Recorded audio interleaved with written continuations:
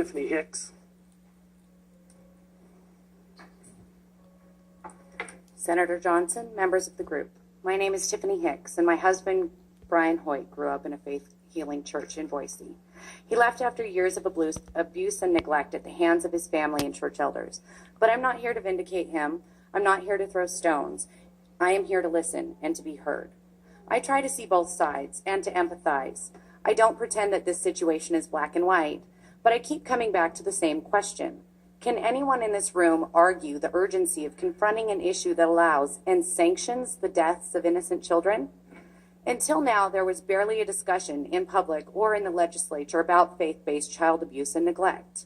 Maybe it's because recognizing the issue challenges something we Americans celebrate and defend as a fundamental right. Those rights set us apart, and if this is the greatest country in the world, it's because of the values it was built on.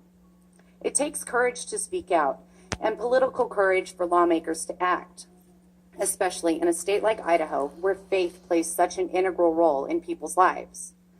So when does a person's relationship with God reach the absolute breaking point? Faith-healing believers portray themselves as good people, and maybe they are.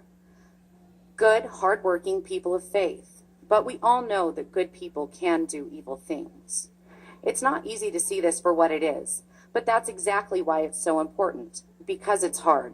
The question is, should a small group of people be given a special exemption to break laws that apply to the rest of us? Removing the religious shield from criminal and civil laws won't create a slippery slope where religious freedoms are threatened.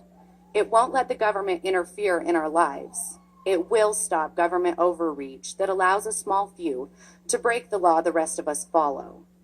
Faith-based neglect should not be confused with religious freedom. Idahoans are some of the toughest people in the country because we believe in personal responsibility and being accountable for our actions. We're not hypocrites, and we're not cowards. If I had done what the faith healers do to one of my children, I'd be in prison. I'd be held accountable by the law. I would have to take responsibility for failing my child in the most unimaginable way possible. I'd have nowhere to hide. I can't begin to imagine the crushing pain of losing a child.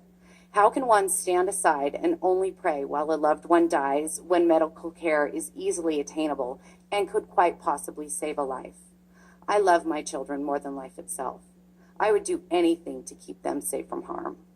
All Idaho children deserve the same protection, and no parents should be above the law. Thank you. Thank you. Jenny Peterson.